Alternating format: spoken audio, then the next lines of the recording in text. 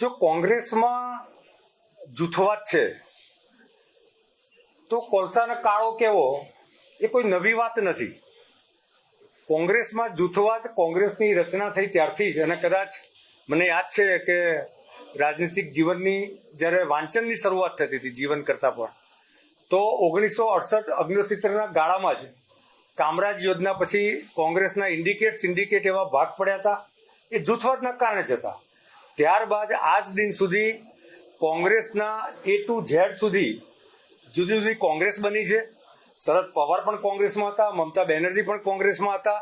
કુલ મળીને 56 કરતા નવી વિવિધ પ્રાંતોમાં પણ કોંગ્રેસ બની છે.